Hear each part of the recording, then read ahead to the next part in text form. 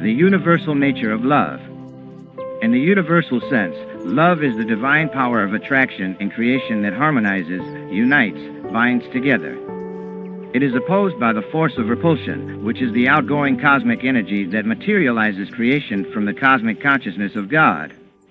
Repulsion keeps all forms in a manifested state through Maya, the power of delusion that divides, differentiates, and disharmonizes.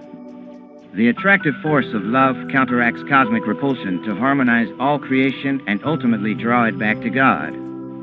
Those who live in tune with the attractive force of love achieve harmony with nature and their fellow beings, and are attracted to blissful reunion with God. In this world, love presupposes duality. It springs from a mutual exchange or suggestion of feeling between two or more forms.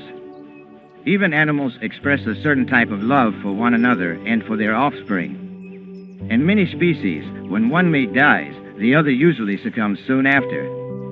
But this love in animals is instinctive. They are not responsible for their love.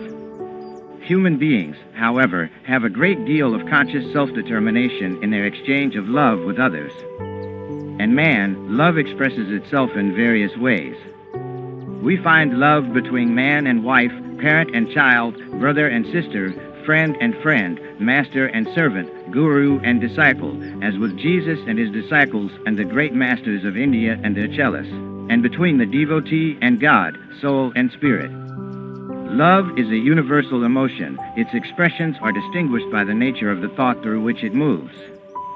Hence, when love passes through the heart of the Father, fatherly consciousness translates it into fatherly love. When it passes through the heart of the mother, motherly consciousness translates it into motherly love. When it passes through the heart of the lover, the consciousness of the lover gives that universal love still another quality. It is not the physical instrument, but the consciousness through which the love moves that determines the quality of love expressed. Thus a father may express motherly love, a mother may express friendly love, a lover may express divine love.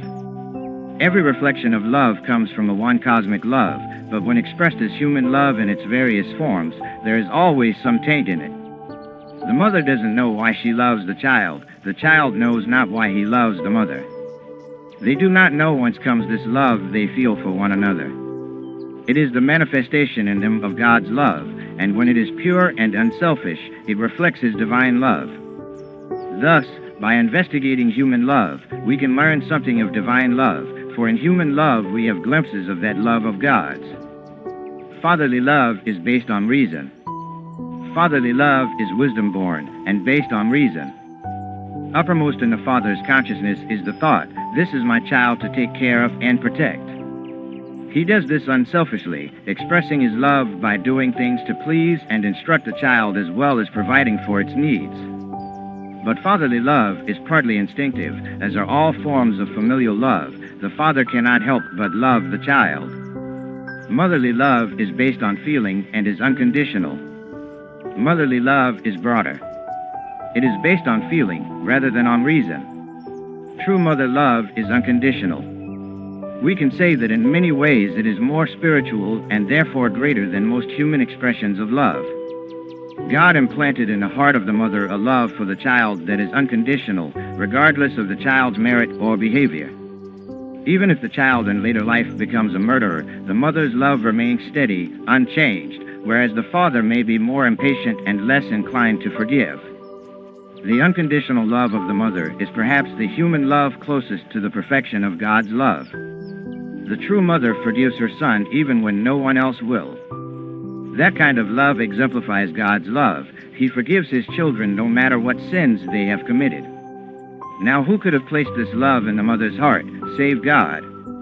In true maternal love, God gives us distinct proof that he loves us unconditionally, no matter how wicked we are, or how many times we have sinned. The divine spirit is not a tyrant. He knows he has put you in a world of delusion. He knows we are in trouble. He knows of our struggles. Man only increases the inner darkness of his spiritual ignorance when he thinks of himself as a sinner.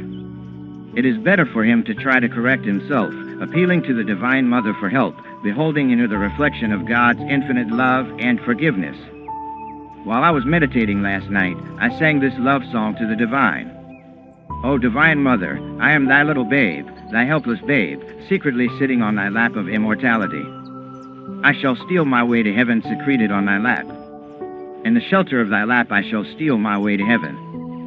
No karma can touch me, for I am thy babe, thy little babe, thy helpless babe. Secretly on thy lap I shall steal my way to heaven. That is the relationship to have with God, for the love of the mother is the all-forgiving love of the divine.